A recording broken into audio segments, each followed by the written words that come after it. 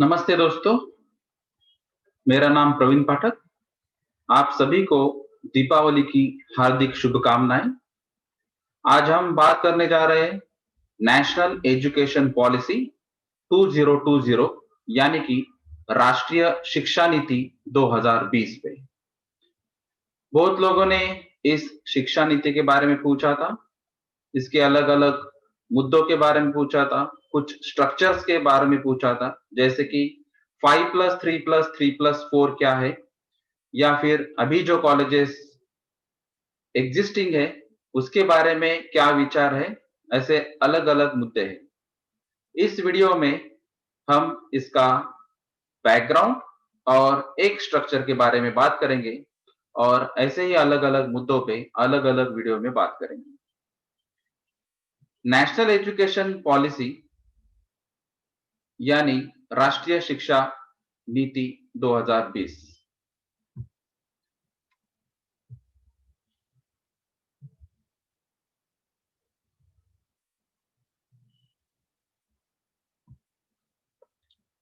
इसके बारे में बात करने से पहले ये पॉलिसी या नीति किस मुद्दों पर आधारित है, इसकी क्या-क्या वैशिष्ट्य है, इसके बारे में मैं आपको कुछ बताता हूं।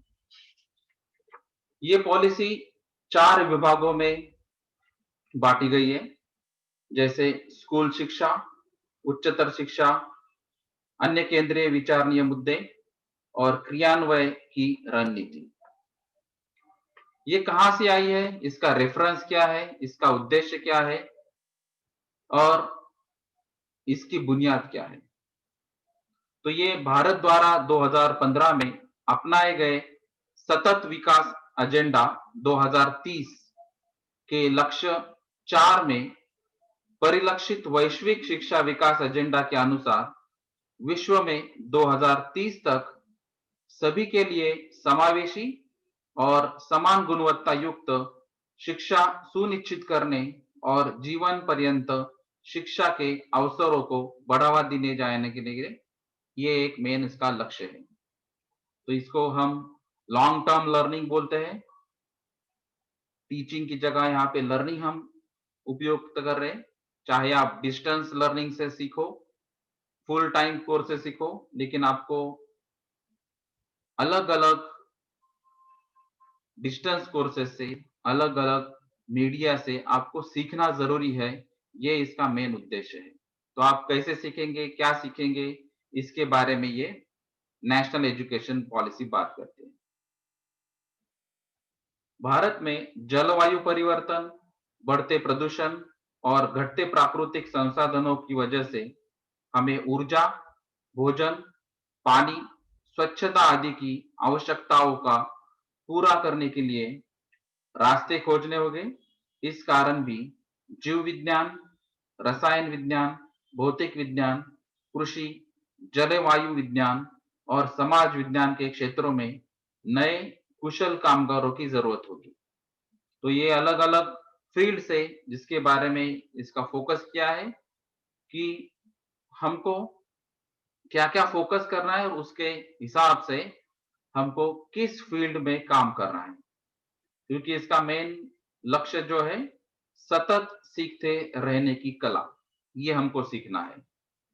फिर इसके पाठ्यक्रम में उसी हिसाब से विज्ञान और गणित के अलावा बुनियादी कला, शिल्प, मानविकी, खेल और फिटनेस, भाषाओं, साहित्य, संस्कृति और मूल्य का अवश्य ही समावेश किया जाए।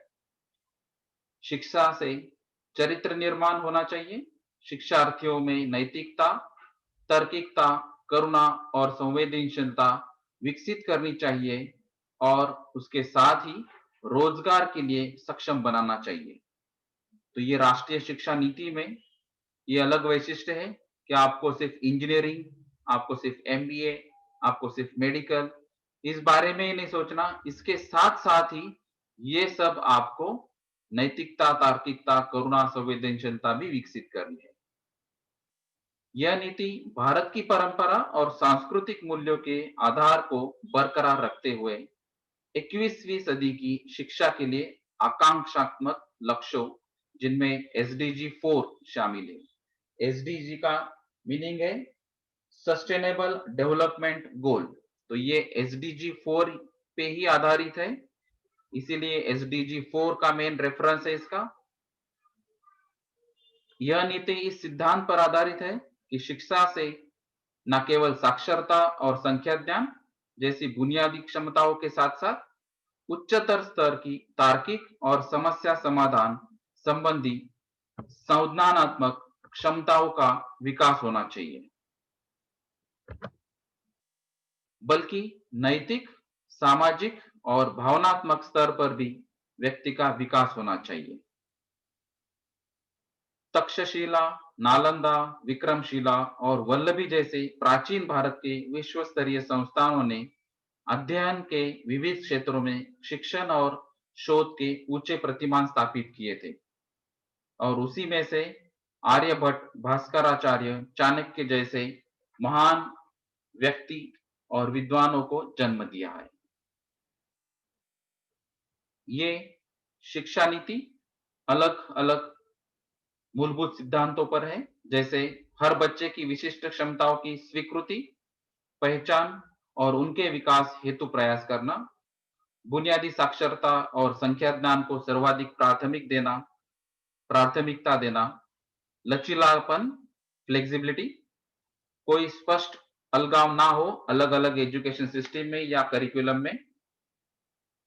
इसमें एक बहुविषयक और समग्र शिक्षा का विकास ये एक मुद्दा है जिसको हम बोलते हैं मल्टीडिसिप्लिनरी। इसमें लोकल लैंग्वेज या हिंदी लैंग्वेज को भी प्रोत्साहन दिया है, इसीलिए बहुभाषिकता या फिर जो आपकी लोकल लैंग्वेज रहेगी उसी में भी आपको करिकुलम मिलेगा, उसी को भी आपको प्रोत्साहन मिलेगा और उसी हिसाब से आपको शिक्षक जो है वो ट्रेनर जो है वो आपको मिलेंगे। इसमें अलग अलग मुद्दे भी हैं, तो हम एक एक मुद्दों पे बात करेंगे। जैसे मैंने बात किया था कि ये नेशनल एजुकेशन पॉलिसी 2020 यानी राष्ट्रीय शिक्षा नीति 2020 में 4 भाग किए हैं। ये 4 भाग में से ये पहला भाग है पार्ट 1 स्कूल एजुकेशन, स्कूल शिक्षा। इसमें अलग अलग मुद्दे हैं जैसे early childhood care education, the foundation of learning, यानी कि प्रारंभिक बाल्यावस्था देखभाल और शिक्षा, सीखने की नींव। दूसरा मुद्दा है foundation literacy and numeracy, an urgent and necessary prerequisite to learning, यानी कि बुनियादी साक्षरता एवं संख्या ज्ञान सीखने के लिए एक तात्कालिक आवश्यकता और पूर्व शर्त। तीसरा मुद्दा है curtailing dropout rates and ensuring universal access to education at all levels। तो ड्रॉप आउट बच्चे अभी के एजुकेशन सिस्टम में ज्यादा है, उसकी संख्या कम करना और सभी स्तरों पर शिक्षा की सार्वभौमिक पहुंच सुनिश्चित करना। चौथा मुद्दा है curriculum and pedagogy in schools, learning should be holistic, integrated, enjoyable and engaging, यानी कि स्कूल में जो पाठ्यक्रम है, जो शिक्षण शास्त्र है, उसमें अधिगम समग्र, एकीकृत, आनंददायी और रुचिकर होना चाहिए। पांचवा मुद्दा है टीचर्स यानी कि शिक्षक। तो अभी के शिक्षक ये एजुकेशन सिस्टम में सिखा सकते हैं या नहीं, उनको और कौन कौन से ट्रेनिंग चाहिए, उनको अलग अलग सर्टिफिकेट कोर्सेज करना पड़ेंगे या उसके बारे में जो है पांचवा मुद्दा है। छठवां मुद्दा है equitable and inclusive education, learning for all, यानी कि समतामूलक और समावेशिक शिक्षा, सभी के लिए अधिगम।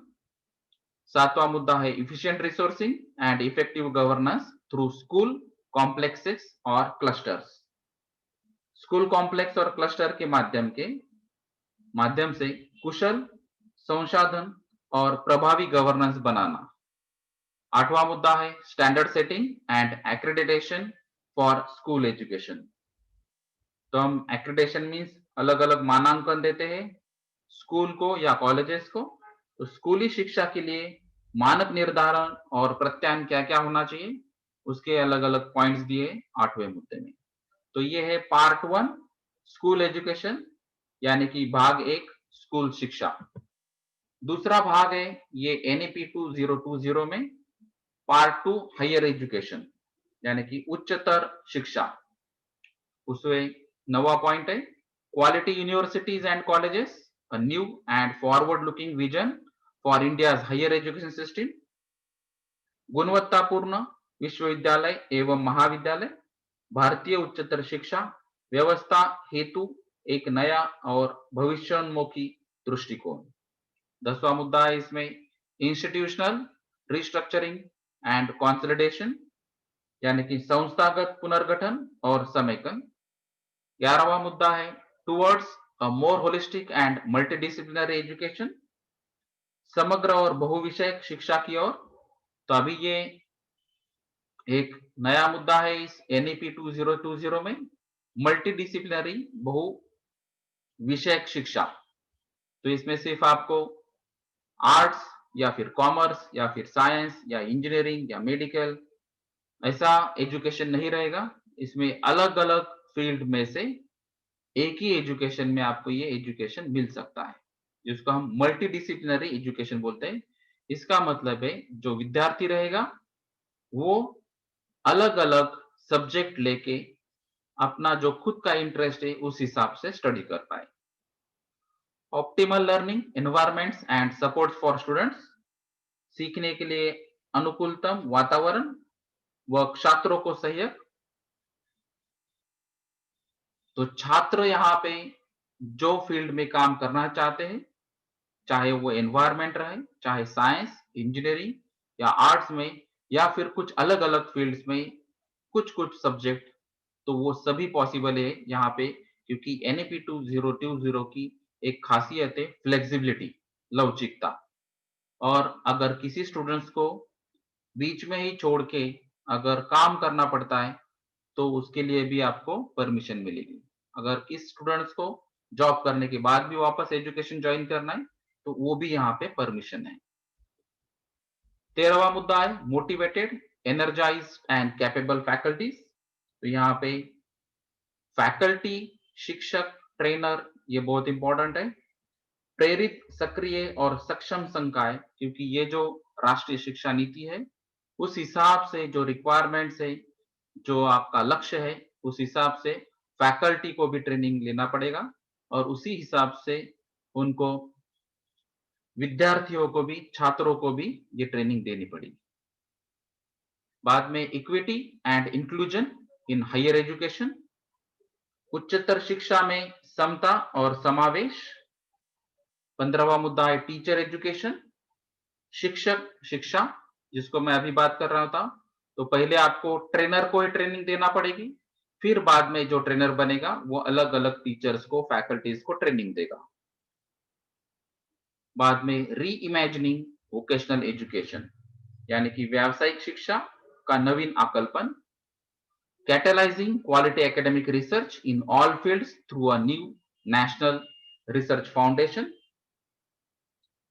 तो इसमें नवीन राष्ट्रीय अनुसंधान फाउंडेशन एनआरएफ की मदद से अलग अलग माध्यमों से सभी क्षेत्रों में गुणवत्ता युक्त अकादमिक अनुसंधान का उत्प्रेरित करना, ये पॉइंट है।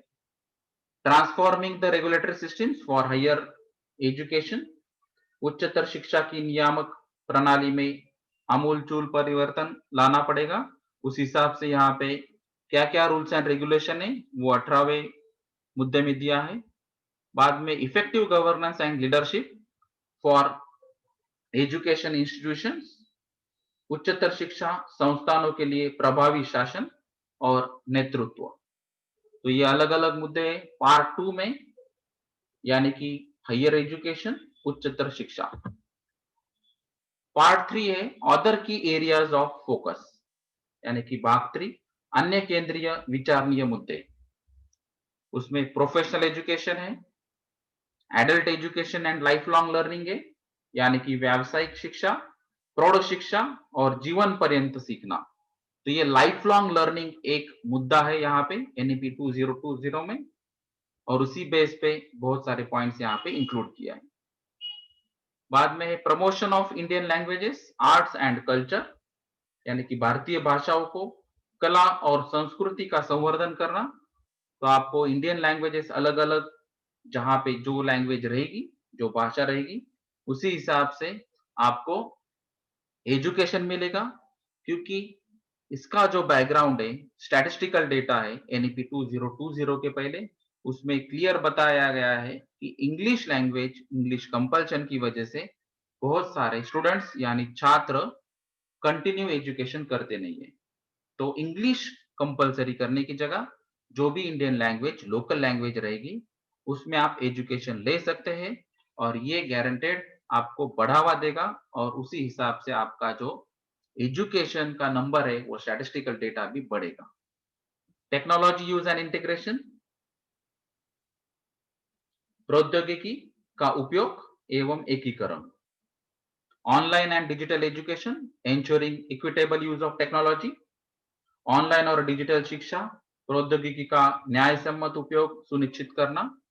तो आज के कोविड-19 पैंडेमिक की वजह से अभी सभी लोगों को पता चल गया कि ऑनलाइन डिजिटल एजुकेशन कितना इंपॉर्टेंट है और कितना यूजफुल टेक्नोलॉजी है।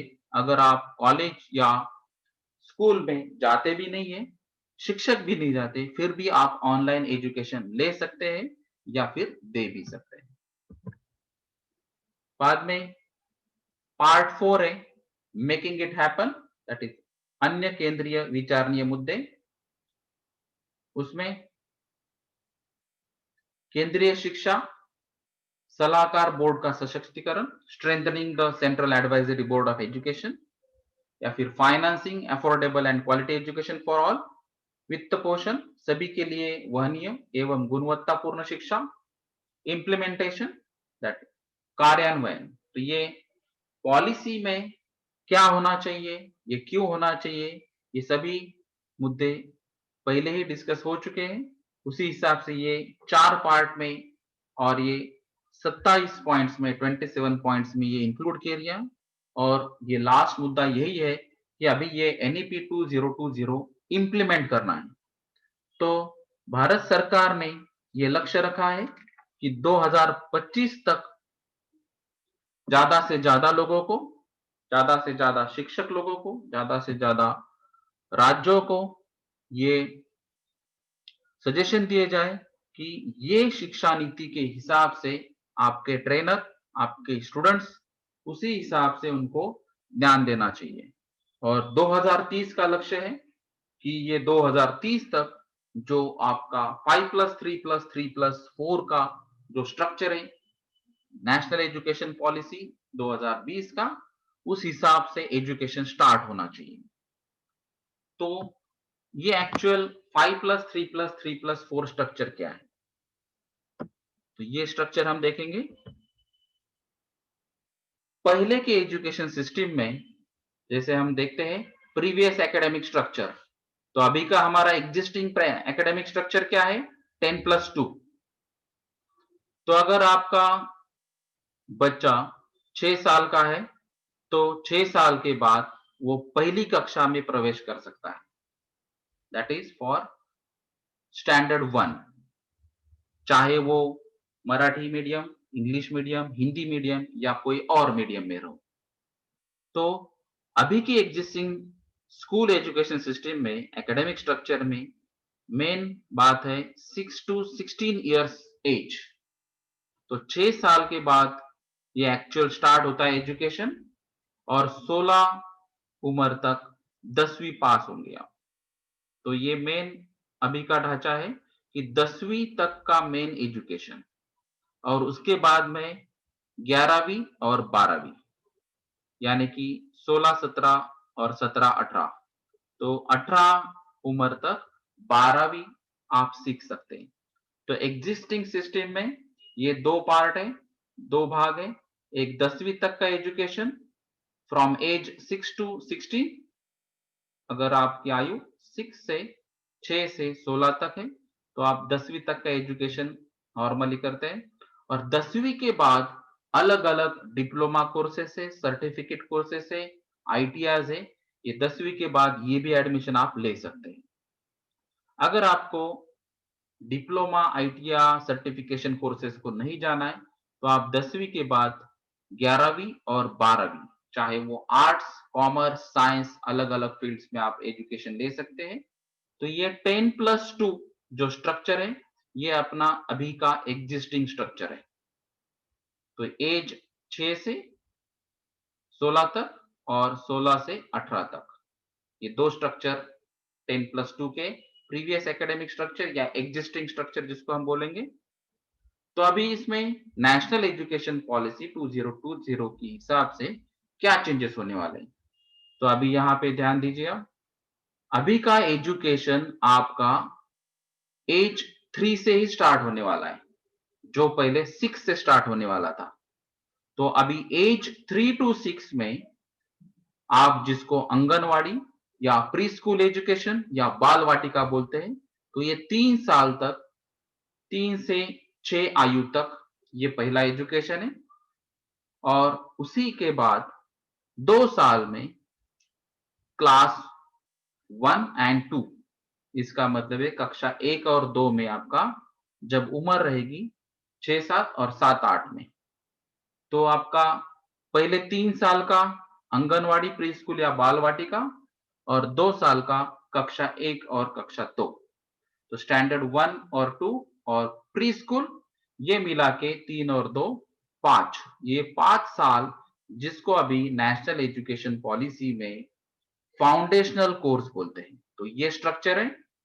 तो 5+3+3+4 में ये 5 का मीनिंग अभी आपको समझ में आया होगा कि first 3+2 that is 3 years for anganwadi, pre school और Bal Vatika that is from age 3 to 6 and 2 years that is for class 1 and 2 that is for age 6 to 8. Then next step is for 3 years that is for class 3 to 5, age 8 to 11 and it is called as preparatory education. तो अभी इसको हम बोलेंगे preparatory education, जो कक्षा 3, 4 और 5 के लिए, जहां पे आयु रहेगी 8, 9 और 11 साल। तो ये प्रिपरेटरी एजुकेशन है 5+3। तो फाउंडेशनल कोर्स 5 साल, प्रिपरेटरी एजुकेशन 3 साल और आयु इसमें है 3 से 8 और दूसरे इसमें है 8 से 11। अभी थर्ड स्टेप है उसमें middle education that is for 3 years from class 6 to 8 and age from 11 to 14।